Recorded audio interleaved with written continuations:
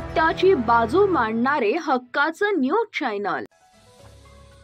चाळीसगाव शहरात भुरट्या चोऱ्या घरफोड्यांचे प्रमाण वाढले। पोलिसांसमोर आव्हान, बंद घर फोडून 1 लाखाच्या रोकडसह दागिने लंपास। चाळीसगाव शहरातील मालेगाव रोडवरील वृंदावन नगरमध्ये बंद घराचे कडी कुलूप तोडून घरातील कपाटात ठेवलेल्या 1 लाख रुपयांच्या रोकडसह सोन्याचे दागिने असा जवळपास 2.5 लाखाचा ऐवज चोरट्यांनी चोरून नेल्याचे सोमवारी सकाळी उघडकीस आले आहे। या प्रकरणी चाळीसगाव शहर पोलीस स्टेशनला अज्ञात चोरट्याविरुद्ध गुन्हा दाखल करण्यात आला आहे।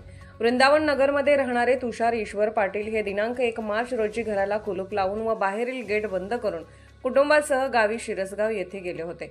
3 मार्च रोजी सकाळी 10 वाजता ते कुटुंबासह चाळीसगाव येथील घरी आले तेव्हा घराच्या मुख्य दरवाजाला असलेला कडी-कोंडा तुटलेला दिसला, तर दरवाजा आतून बंद केलेला होता।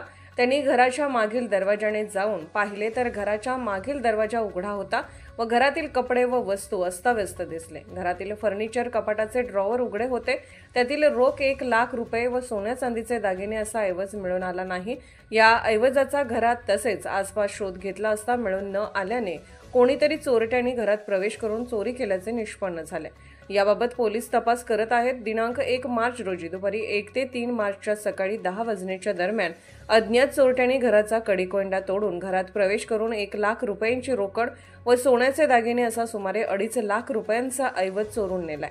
या प्रकरणी तुषार पाटील यांनी दिलेल्या फिर्यादीवरून चाळीसगाव शहर पोलीस स्टेशनला अज्ञात चोरट्याविरुद्ध गुन्हा दाखल करण्यात आला आहे।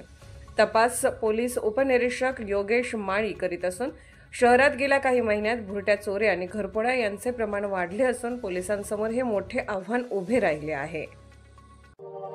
अशाच ताज्या बातम्या पाहण्यासाठी सह्याद्री न्यूजला लाईक करा, सबस्क्राइब करा आणि बेल आयकॉन प्रेस करा। धन्यवाद।